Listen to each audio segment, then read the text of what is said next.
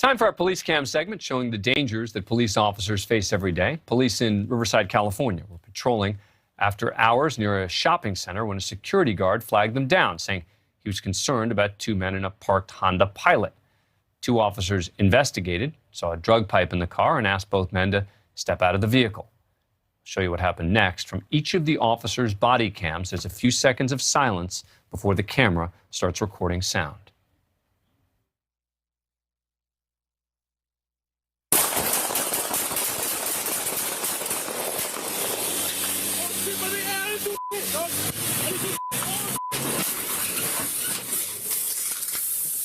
Get on the ground! Get on the ground now! Sorry, y'all. Get on the ground now! What the are you doing?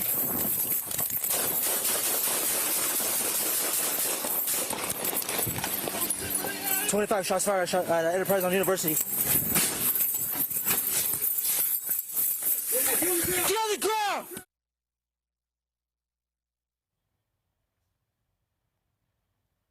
The driver, Jason White, was on probation for a drug conviction. He put the SUV in reverse, lurching it back and hitting both officers with the open doors. The officer on the driver's side was slammed into the cruiser so hard it damaged the police vehicle. His badge was ripped from his shirt.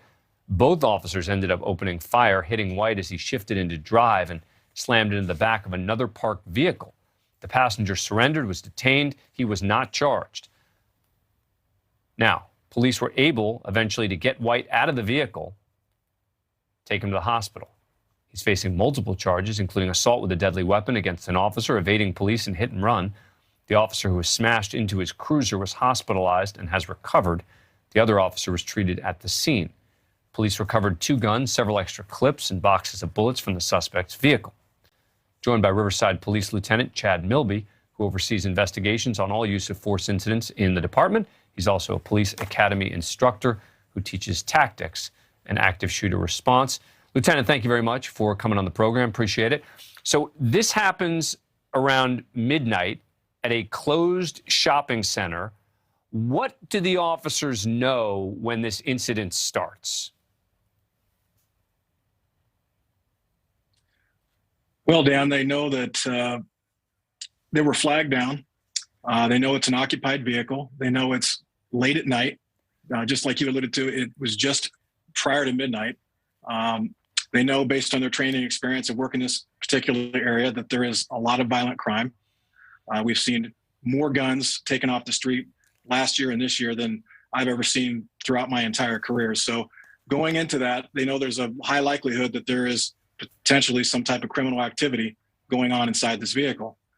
Whenever we approach an occupied vehicle, whether it be a traffic stop or just a vehicle that stopped, in this case, it's one of the most dangerous situations that an officer can walk into. There's a lot of unknown. Well, and also we should, again, remind people that they were flagged down here, right? This is not a situation where they just walked up. They were flagged down by a security guard who was concerned, and they then investigated. Police try to get the guys to step out of the vehicle when the suspect then puts it into reverse, slams it on the gas. Let's look at that one more time. Again, it starts in silence.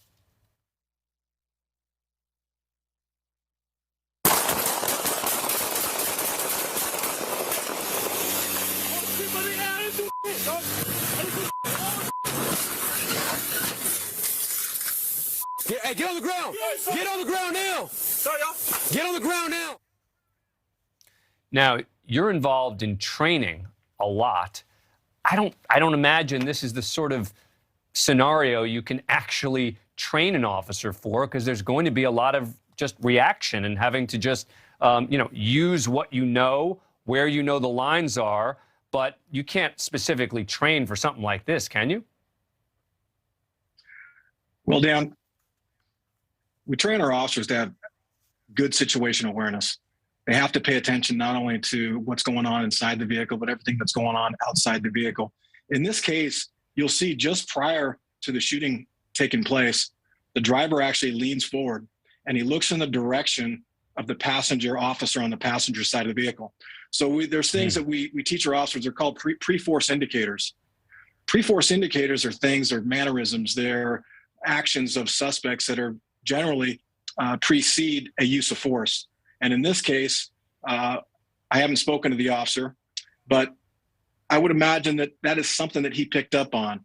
It was very intentional. He leaned forward, looked at that passenger side officer as if he was beginning to formulate a plan. There's something that's called the reactionary gap. The reactionary gap is that amount of time to react to a suspect's actions. And the reactionary gap is always going to take longer for us to react than it is for the suspect to decide to act.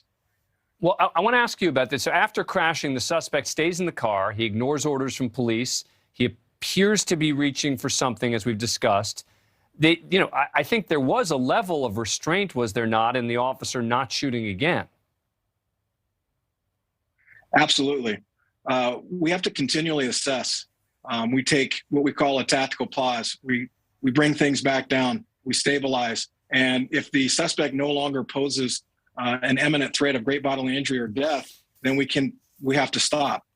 We make that assessment. And now we have to formulate a plan under very controlled conditions to figure out what is the safest manner in getting the passenger into custody, and then ultimately getting the suspect into custody in this case, so we can begin to render life-saving methods to the suspect.